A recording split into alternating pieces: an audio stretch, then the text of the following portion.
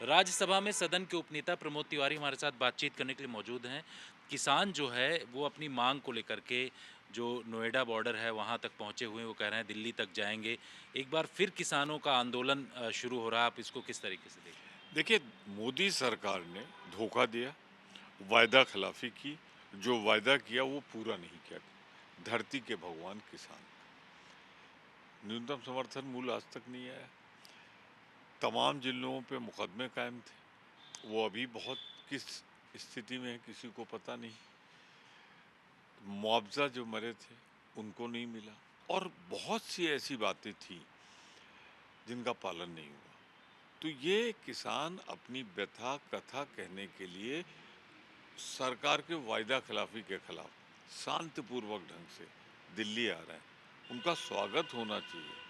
Police उनको barricade न लगाए बल्कि आने दे। लोकतंत्र में सबकी आवाज़ सुनी जानी चाहिए। ये वो किसान हैं जो नोएडा, गौतम बुद्ध नगर यहाँ आस-पास रहते हैं। उनकी तरफ से कहा जा रहा है कि 10% भूमि जो है उनको और दिया जाना चाहिए। किसानों की हालत बहुत खराब हो रही है नोएडा मैं में। उसी का जिक्र कर रहा हूँ।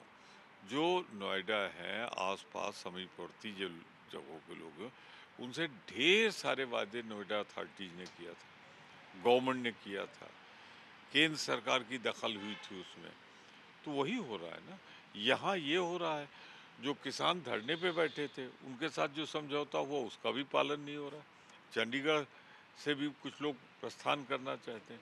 तो सवाल कुल मिला के है कि ये सरकार किसान और बेरोजगार नौजवान दो के साथ धोखा और विश्वासघात कर रही इस मुद्दे को लेकर के आप लोग किस तरीके से आगे बढ़ेंगे? है। किसानों के साथ हमारी पूरी सहानुभूति है, समर्थन है हमारा। और सदन चलेगा तो वहाँ भी उठाएंगे। जहाँ भी उनका होगा कांग्रेस पार्टी उनके साथ खड़ी रहे। संभल को लेकर के कांग्रेस का एक डेलीगेशन वहाँ पर जाना चाह रहा है। संभल में जिस तरीके से हिंसा हुई, लेकिन उनको लखनऊ में ही रोका गया। जो कांग्रेस प्रदेश अध्यक्ष हैं, उनको आगे नहीं जाने दिया जा रहा। कहा जा रहा है कि 10 तारीख तक वहाँ रोक लगी हुई। कांग्रेस अध्यक्ष हमारे प्रदेश के अजय राय जी, कांग्रेस विधानमंडल दल की नेता आराधना मिश्रा मोना जी, इन दोनों के नेतृत्व में एक प्रतिनिधिमंडल फैक्ट फाइंडिंग के लिए सच्चाई क्या है और शांत बहाली की अपील करने लखनऊ से संभल जा रहा था।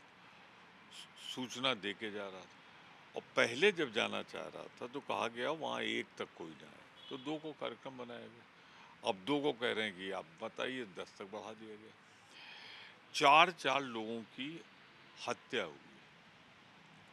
मैं इसे कोई पुलिस एक्सेप्ट नहीं कर रही कि फायरिंग में मरे।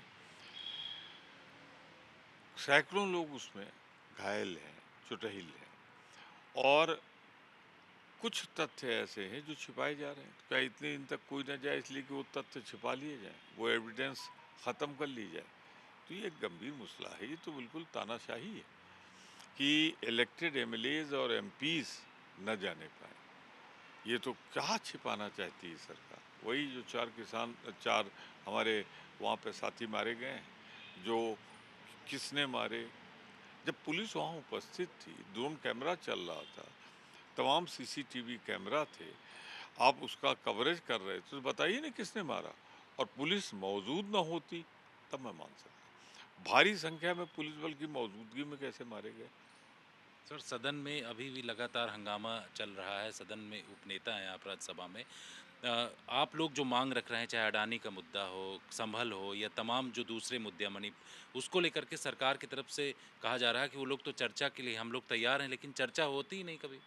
मैं दृढ़ता से इनकार करता हूँ कि हंगामा हुआ और मैं अपने सबूत में राज्यसभा की प्रोसीडिंग और लोकसभा की प्रोसीडिंग दोनों रखता हूँ। राज्यसभा में तो एक शोर शराबा नहीं हो रहा है। जो नियम 267 कार रोक के चर्चा कराई जाए, उस पर कोई बेल में भी नहीं गया।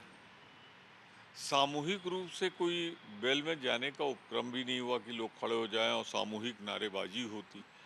ये तो सरकार स्क्रिप्ट लिख के लाती है कि जैसे ही 11 बजे सदन बैठेगा उसको करेंगे और फिर सदन दूसरे दिन तक के लिए या 12 बजे तक का स्थगित हो जाएगा और 12 बजे आएंगे। एलओपी को बोलने नहीं दे रहे हैं आप।